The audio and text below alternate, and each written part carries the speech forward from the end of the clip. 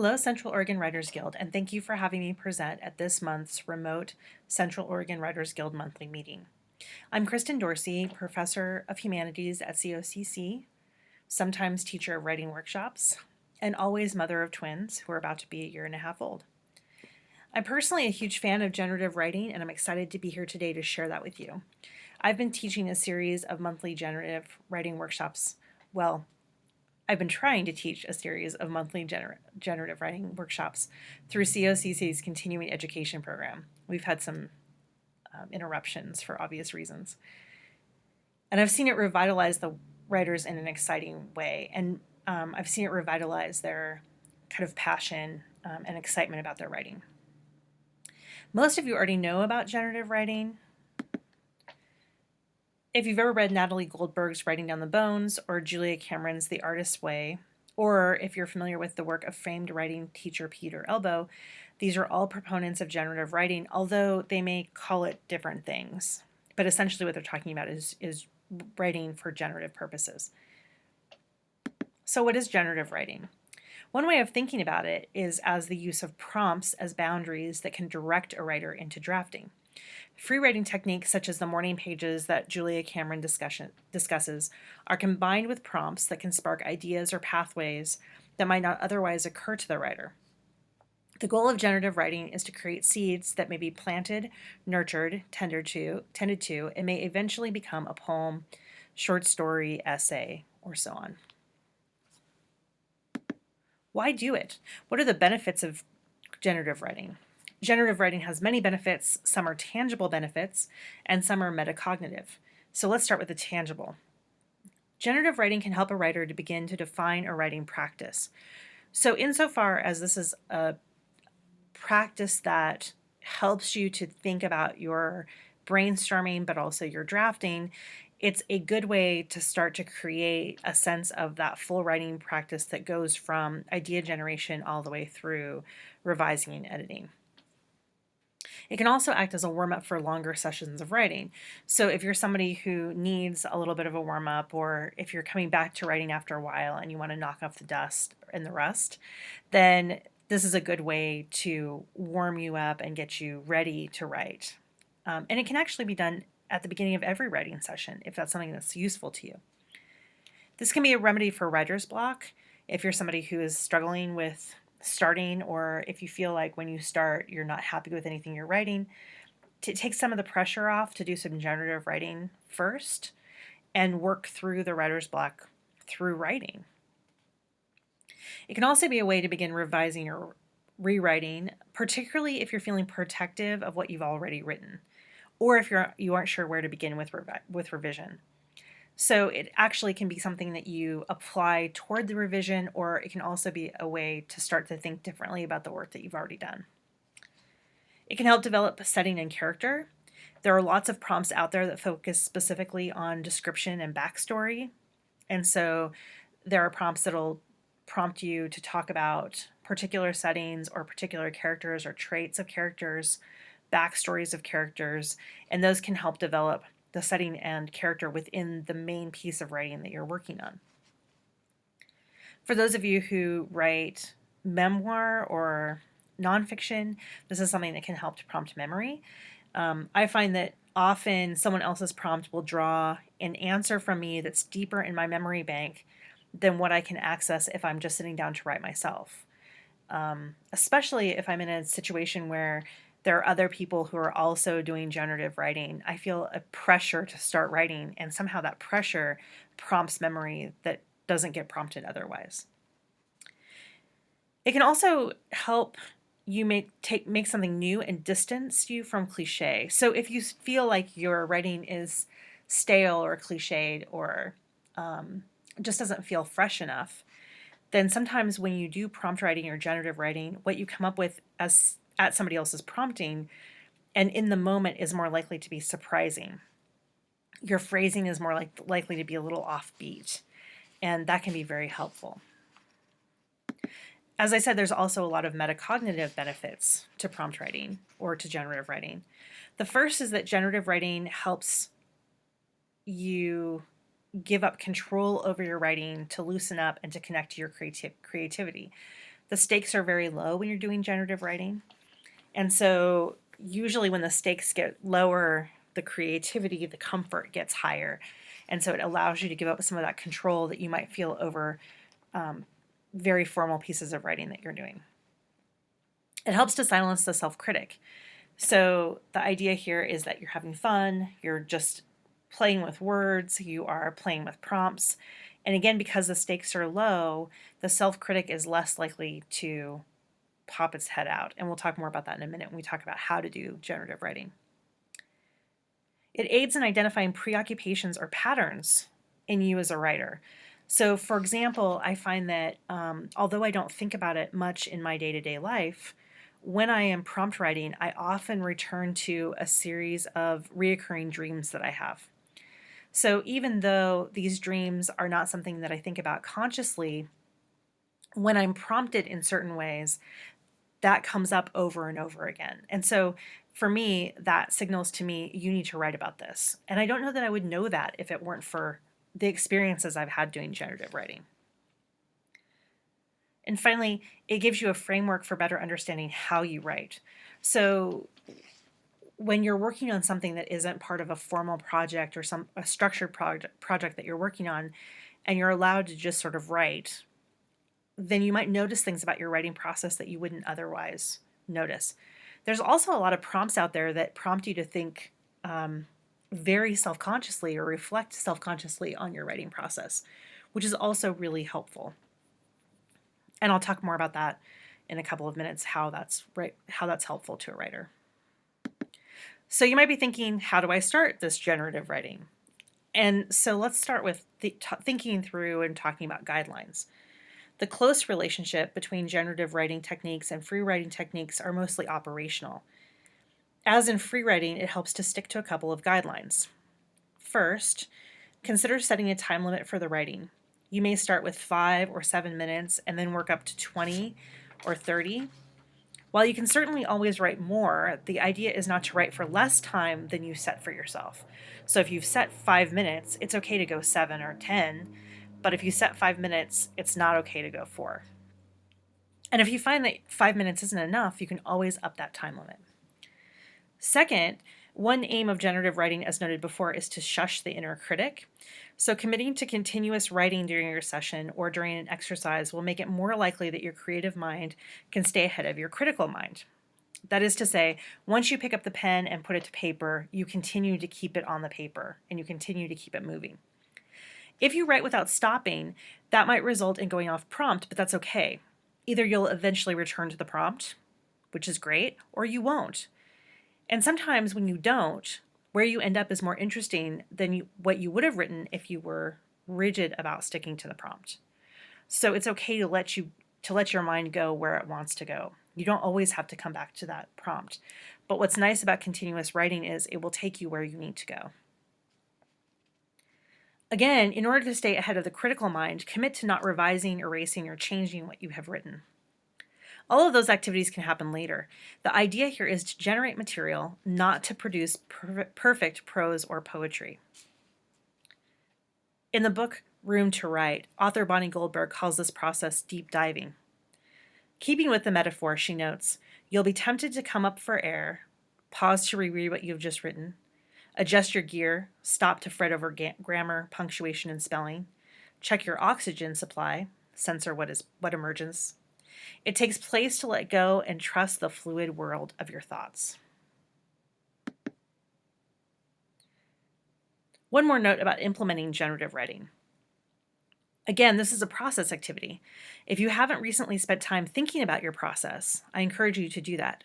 Consider where you write, and that could be in the home, it could be a particular room, it could be on a particular piece of furniture. You could potentially like writing outside more. You might need to be out of the house, but think about where you write. Think about when you write. Are you a morning writer? Are you an afternoon writer? Are you a late night writer? Do you write on the weekends more often than you do during the week? Or do you never write on the weekends? The methods and tools that you use to write. Do you handwrite? If you do you use a pencil? Do you use a pen? What kind of paper do you prefer? Do you write on the computer? Do you compose on the computer? I handwrite in pencil, and then at some point stop drafting that way and move to the computer.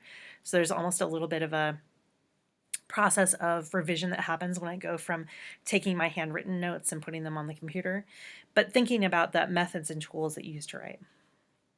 If these are things that work particularly well, just keep doing them and do them more often. So if you find that when you write in the morning, that's particularly useful, then write in the morning more often. If you find that when you go outside, you're more inspired than when you sit inside, write outside more often. If your writing is feeling hard or stagnant, change one element of your process and see if it makes a difference. Just because you always write in your study does not mean that you have to always write in your study, right? Just because you always write after lunch for a half an hour doesn't mean that you have to keep doing that. So making a slight change or variation in the process that you're using can sometimes free you up a little bit. As you're noting what makes a difference and what doesn't, or what works and what doesn't, consider keeping a process journal. Process journal is a place where you note when writing is going well, when it's going less well, what's making it go well, what's making it go less well, things that you're playing around with in your writing, changing in your writing, changes that you're starting to notice in your writing. All right, so you know what generative writing is, what its benefits are, the guidelines for doing it. So now let's try it out. There's lots of different kinds of prompts. I'm going to suggest 3 categories today. I'm going to give you examples of each one, and then I'm going to encourage you to try them at home. So just pause the video after the prompt, after each of the 3 prompts that I give you. Set your timer for between 5 and 7 minutes, or longer if you're used to prompt writing, and write using the guidelines that we've just discussed. When you're done, you can restart the video and move to the next category. These categories are not meant to be all-inclusive. There are types of prompts that I won't discuss today. The goal here is to give you a sense of the variety of prompts that are out there. So let's talk about the first category. Category 1 are content prompts. So I'm just going to give you some examples of what these look like. One type of content prompt is a single word or a single image prompt. So for example, if I prompted you to write about a wheelbarrow, or if I prompted you to write about blackberries on the vine, right? Those are single word or single image prompts. It's very popular to give people prompts that have to do with first experiences. Things like first kisses, the first time that you ever drove a car, the first time that you ever used a credit card. For some reason, there's something about doing something the first time that resonates very deeply, and it gets you to a place of memory. I think also that one of the things about writing about firsts is that whenever we do something for the first time, it delineates a before and after in our life, right? There was a time before I ever got into the driver's seat of a car, and then there was a time after I got into a driver's seat of a car. And as a lot of you probably know, one of the big differences between those two worlds is that after you start driving, when you're a passenger, that changes your experience of being a passenger, right? I know that I'm one of those people that when I'm in the passenger seat of a car in the front, I will brake even though I'm not the one doing the driving, right? So, but I never did that before I started driving. So that idea of a delineation between a before and an after, I think is a point of a lot of interesting material, interesting tension. So this idea of writing about first times or first things is something that happens often. You can do point of view exercises, and I really like these kinds of exercises. I think that they're interesting. So I'm going to give you an example of a point of view exercise. I could ask you to write about or to describe your kitchen, right? And I could ask you to write about your grandmother's kitchen, or I could ask you to write about your childhood kitchen. And that's all very interesting, and you're going to come up with beautiful description, and you're going to remember evocative details, right? But if we do a point of view exercise, this changes that description a little bit. So if I ask you to write about your mother's kitchen, not your mother's kitchen now, but your mother's kitchen when you were a child, The kitchen that wasn't your kitchen, but your mother's kitchen? Or then I would say, well, what about your father's kitchen? What did your father's kitchen look like? Right? So you're writing about that kitchen, even though if you're writing about it from your point of view and you're writing about it from your mother's point of view and your father's point of view, you're probably still writing about the same kitchen. The point of view itself is going to make that kitchen different. You're going to see different things if you're looking from different people's points of view. There's also lots of point of view exercises where you can write from, for example, the point of view of your dog or a child, or you can write from the point of view of a parent, another person living in a home. You can write from the point of view of an employer if you're the employee. You can also write from the point of view of something that's inanimate, the point of view of a tree, of a building, of a rock, of a book, whatever sort of strikes your fancy. Another thing that's very popular in prompt writing are prompts that have to do with lies, wishes, dreams, vows, superstitions, fantasies, and prayers. And all of these are sort of in the realm of the mind, things that people believe, things that people invent, things that sort of live with us even though we don't see them. One of my favorite activities to do in an informal workshop is to have people play I wish, I want, I wonder. And so for 3 minutes, I'll say every sentence should start with I wish. I wish this, I wish this, I wish this. And then we'll do 3 minutes on I want. I want this, I want this, I want this. And then we'll spend 3 minutes on I wonder this, I wonder this, I wonder this. And one thing that we do with this sometimes is we'll take one of each of the wish, want, wonder and put them together and make them into a little poem. Or you might find that by doing I wish, I want, I wonder, you come up with some interesting patterns like I talked about before. But there's something very rich about all of these things, about lies and wishes and dreams. We put a lot of ourselves, our values, our beliefs into these categories, and so they're very ripe for doing interesting writing. And if you think about this as a fiction writer, these are things that you're interested in with your characters as well, right? What do they lie about? What do they dream about? What kinds of vows do they make? You can write about the aspects of a word or a phrase. So think about, for example, if you were to just riff on the word dark, right? And you started to think about all of the different connotations, associations around the word dark, and to think of it as being a multifaceted die, where you're looking at one side and then you're looking at another and then you're looking at another. This is actually a very useful generative game to play when you're thinking about moving around an object or moving around an idea to get as many different points of view as you can about that particular thing or that particular idea.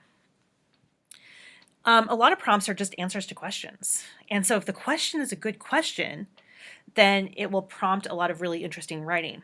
So the New York Times, on the New York Times website, has something called 500 prompts for narrative and personal writing. And it literally is 500 questions that you can write about. This is one of my favorite repositories of really interesting questions that prompt writing. And so a couple of examples from that list are what annoys you? That's a fun thing to write about. I could write all day about things that annoy me.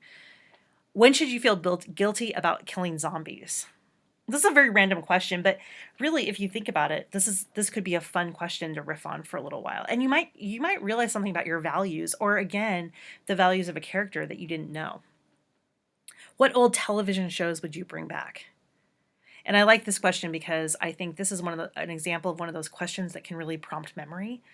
So you may not walk around thinking about television shows that you miss from your childhood, but if you're asked the question, what television shows would you bring back, that might bring up something interesting for you.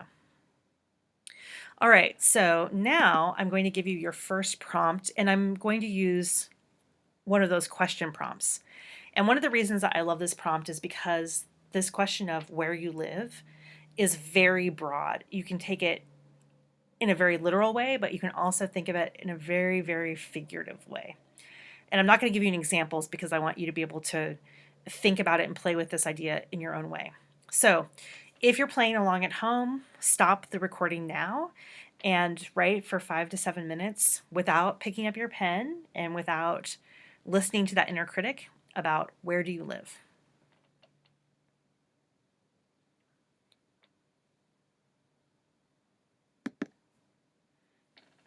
Welcome back. I hope that that was productive and maybe fun.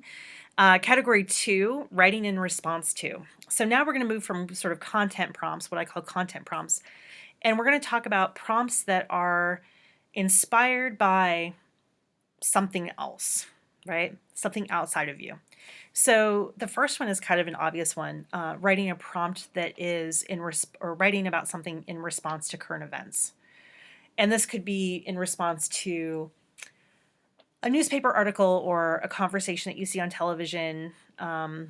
Clearly, right now, there are lots of things in our world that are interesting to respond to. And I'm sort of assuming that give us 10 years and you're going to see a whole bunch of books being published about living through a pandemic. I think it's going to take us about 10 years to get there, but I think it'll happen. So, thinking about current events and being inspired by current events, there are lots of really great stories about novels that came out of people reading really short newspaper accounts without very much detail and then kind of spinning a longer narrative out of that. So current events can be very productive places to look for something to write in response to. Collaboration. I don't think we do enough collaborative writing. And there's lots of different models for this, but think about something as easy as having a writing friend and the two of you create two different characters, and by email or by text or by tweet, you go back and forth and create dialogue between those two characters. Collaborative writing, again, kind of gives you something to work off of in an interesting way. Translation, a very popular and really interesting prompt, if you've never done it before, is to find a piece of poetry that's written in another language, a language that you don't know, and preferably a language where the characters themselves are not even necessarily ones that you respond to or relate to. So something that's written in Latin, but that's written in ancient Latin where there are no breaks between words or there are no pieces of punctuation. That's fun. If you don't know Russian, then taking a Russian poem. But you take this piece of poetry that's written in this language that you don't know, and all you have is a structure. And all you have is the structure and maybe the punctuation, right? And you take that and you write a poem that is inspired by that piece of poetry. So just what you see on the page. It's a really interesting activity if you've never done it before, because it makes you realize how part of what we do when we write isn't about the content of the words, but it's actually about sort of the way that the words look on the page. So that's a fun one if you've never done it before. Reactions to art. This is ekphrasis, right? So being inspired by a piece of theater or a painting or a sculpture, these are places to go. And there are, of course, really famous Ode on a Grecian Urn by Keats would be an example. There are really famous pieces of literature that have been written in response to another piece of literature or another piece of art. The Lotus Eaters by Tennyson is another example of that. So reaction to art. Found material. Found material is great. So if you are somebody who shops in used bookstores, you might have had that experience before where you buy a book and you get it home and you're flipping through it and there's like a shopping list that somebody forgot and had stuffed in the middle of that book, or a bus ticket or something like that. So looking around the world for found material that you can pick up and integrate into your writing or used as a starting place for your writing, that's something that is also kind of writing in response to something. And finally, and this should be kind of obvious to writers, using observation.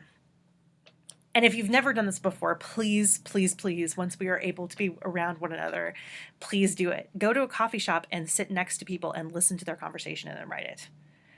Or listen to their conversation and then create a relationship between them, a fictional relationship between them, and write about that relationship. This is incredibly, incredibly useful when you're working on dialogue. It's also incredibly useful if you're working with things like gesture or the way that people move through space, right? Observation is very useful. And it's interesting because this is something that visual artists do all the time, right? They go out into the world and they sketch what they see. And what I'm suggesting here is that as writers, we can also go into the world and sketch what we see through observation. Okay, so now let's play around with this idea of writing in response to. And I've got a prompt for you, and my prompt for this particular part of the presentation is Gin Lane and Beer Alley. Gin Alley and Gin. I'm going to get the name of it wrong. Somebody else knows what it is. Hogarth. And this is a very famous 18th century etching.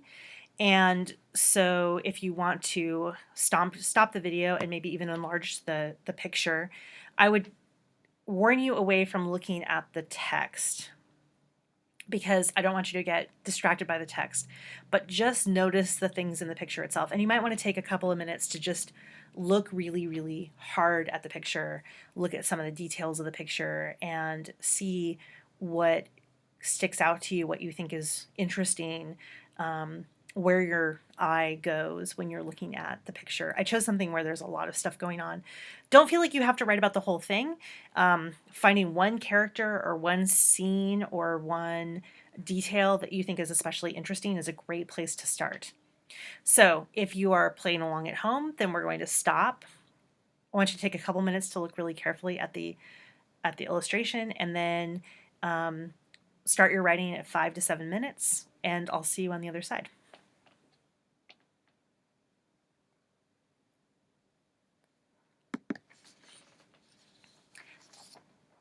Alrighty.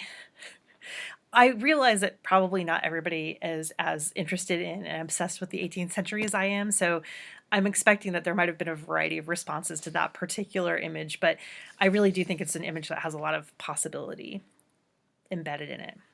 Let's talk about category 3. Category 3 is using form and restriction.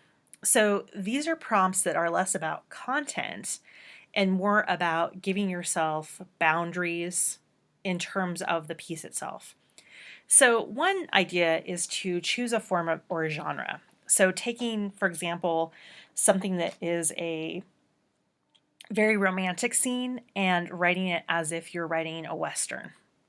So you're taking something and you are putting it into a form that it's not usually in, or shifting the genre in a way that's interesting or unexpected. And sometimes this will actually become something really interesting in and of itself, but sometimes it'll just help you rethink the piece that you're working on in an interesting way. So you might not keep that love scene as if it's in a Western, but it might make you realize something about the relationship between the characters in the scene that you didn't realize before.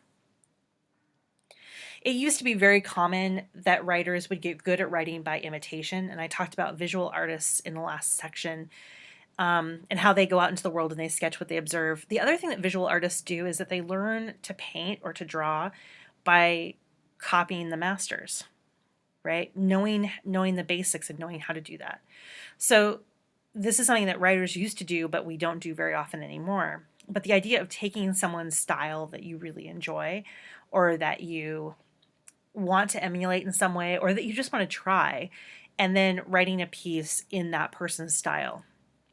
The best way to do this, of course, is to read something that's written by that person right before you do this activity and have in mind a particular scene or scenario or topic that you want to write about, and then self-consciously try to imitate the language, the sentence structure, the style, the tone of the writer that you're imitating. Again, I think that one of the benefits of doing this is that it really can teach you something about the way that you are working. It can also suggest other kinds of style choices or diction choices that you're not thinking about. If you're writing in the voice of several different characters, imitating the writing of another author gets you out of your voice, and it gets you thinking about adopting other people's voices, which is very useful if you're talking about dialogue. Repetition. There's lots of really interesting prompts that ask you to repeat something multiple times over a period of many attempts. So an example of this is, and this is a Bonnie Goldberg example, is taking the sentence structure, I used to be blank, but now blank, right? I used to be young, but now I'm old, right? I used to be short, but now I'm tall. These are boring ones, but I'm coming up with them off the top of my head. Doing that, taking that sentence structure and then repeating it multiple times. So repeating it 20 times or 25 times, using different words to fill in. I used to be blank, but now blank. Another one I really like is writing 25 sentences that start with the word because, right? Answers to questions that haven't actually been asked. And again, I think that this is something that prompts really, really interesting thoughts in ways that you wouldn't expect it to. For these to work, you have to do them very quickly. You don't want to overthink. You want to just write whatever you think, because the more free association that you're doing with that kind of activity, the more interesting things that tend to come out. Forced interruptions. This could be a really good activity for the world that we're living in right now. You can have another person in your house, a child even would work for this, a partner. But what you do is you start a writing project and then you tell the other person, I want you every 3 minutes to come in and I want you to give me a direction. So, for example, that person could walk through the room and say, now you have to integrate the color blue. And whatever you're writing, you now have to find a way to work in the color blue, right? Or in 2 more minutes, they walk through the room and say, now a song is playing in the background. What is it? Right? And you have to integrate a song into the background of your scene. Forced interruptions are really fun because they're challenging, but they're also really fun because, again, it can add an element or a layer to the writing that wasn't there to begin with. And it can also help you to go in a different direction. So this is a really good one for when you're feeling stuck, that having something drop into the world in a way that often something does drop into the world, having something drop into the world can revitalize the piece that you're working on. I don't know if any of you have ever played with word babblers that are based on something called a Markov chain, but there are many of these online. And basically, these are text generators, and they can be used in lots of different ways. You can have them generate text and use that as a way to start poetry. You can have them generate text that you can try to make into or try to integrate as dialogue. These are fun things to play around with. And again, this is one of those things that can kind of get you unstuck if you're feeling stuck. The last category I saved for last, or the last type of using form and restriction, I saved to the last because it's actually my very favorite. And anybody who's ever taken a workshop from me knows that I often, very often, will go back to this idea of forced restriction. So there's really obvious kinds of forced restriction, like saying that you have to write something in under 400 words, for example, right? Tweets are forced restriction because you only have so many characters. But there's lots of other kinds that are even more fun. So for example, you can force restriction in terms of the number of syllables of the words that you're using. You can force restriction with length of sentences, with length of paragraphs. You can write dialogue where every character can only say one word in response to the other character. There's all kinds of fun ways to restrict. There's, of course, really great examples of this. For example, George Perec wrote a book called The Void, or A Void, which is the English translation of the French. And in that book, he never uses the letter E. And I'm not saying that that's, which is kind of ironic because his name has many E's in it, which always makes me laugh. But the idea is give yourself a challenge and see what happens when you force the restriction. I really, really like that single syllable forced restriction. So you have to write about something, but you can only write it in single syllable words. And the reason I really like that activity in particular is because you have to get very inventive about how to say the things that you want to say, because you only have that single syllable for each word that you're trying to use. So forced restriction is something to play around with, and it can be really fun. Now, based on my enthusiasm for the forced restriction, you probably anticipated that my third prompt would be based on that particular idea. So, my third prompt is write a memory. It could be yours or it could be a memory belonging to a character in all simple sentences. Do not use any complex or compound sentences. And it goes without saying that complex compound sentences are against the rules. I'm going to give you a couple minutes, so go ahead and stop the recording and spend your 5 to 7 minutes, unless you find this really fun and want to keep writing. And then I'll see you on the other side.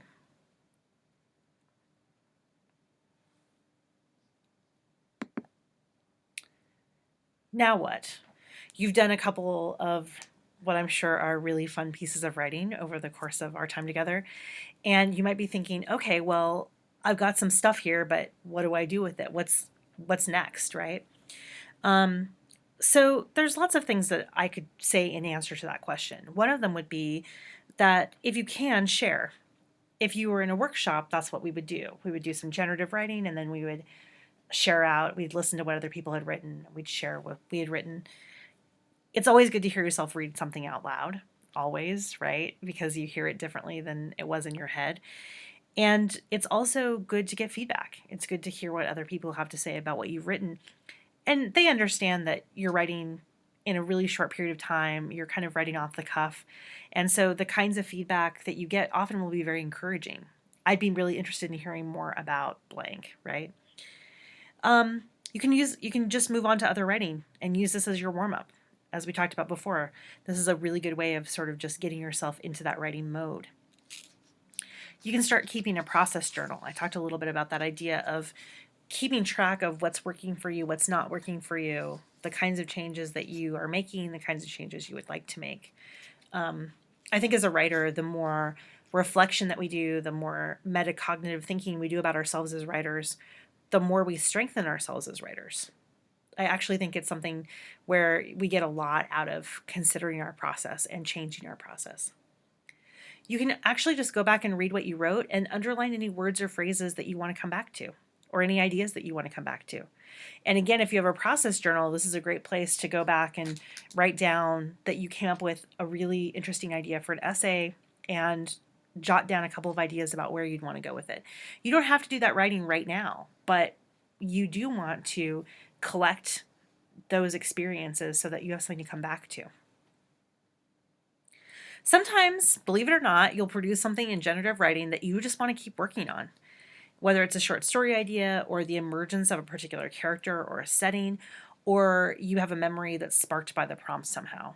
And I know that for me, often when I'm doing some kind of a workshop and I'm doing my own generative writing, that's what'll happen. I'll get sort of the nugget of something that I really want to start following up on. And I may use nothing of the original piece of writing that I did, but the idea of something will come out of that. If you're enjoying this and you want to do more of it, and I hope that you do, there's lots and lots of resources. Writer's Digest gives prompts. Poets and Writers gives prompts in every issue. There are lots of books. I talked about a couple of them, like Kicking Down the Door and Room to Write. There's also you can go to any bookstore and find lots and lots of prompt books. There are lots of websites. A lot of writers who have blogs will give ideas for prompts. So you can search on Google different kinds of prompts. Workshops are a really good place to pick up prompts and to do some prompt writing. So I, as always, would direct you here in town to the Blank Pages Salon and Workshops, Sarah Sears workshops. And actually, if you sign up for Sarah Sears monthly email updates, she sends out 5 prompts a month that are always really great. They're usually that sort of image, single word or single image idea prompts. And sometimes I'll open one of her emails at the beginning of the month and I'll read one of them and I'll immediately know that I want to write about it. So I highly suggest signing up for her newsletters if you don't already have them. As I said, I have been teaching generative writing for continuing ed at COCC. Unfortunately, COCC's classes in continuing ed have been suspended until the end of spring term. We're going to try and put some of those online, but a lot of the workshops done through continuing ed will have some element of generative writing. My workshops are just a couple of hours of nothing but prompts, and usually they're around a theme. So that's another place to look. Right now, we're living in an interesting time because prompt writing is one of the ways that writers can kind of get together and connect when we're not able to be physically together. So there are lots of places online where you can go. NaNoWriMo has been giving daily prompts, so that's a good place to check out. But you can do some Googling again there, and there are several writing related nonprofits and groups that are doing daily prompts or weekly prompts, and even some online writing together. So if that's something that interests you, you definitely should check that out. I want to thank you so much for having me and for coming to YouTube to find the meeting for this month. It's been a real pleasure. This is, as I said, something I feel really passionately about, and I just feel like at this point in time, it's just sort of the perfect topic because this is something that we can all do in our own homes, and it's something that we can connect to each other over.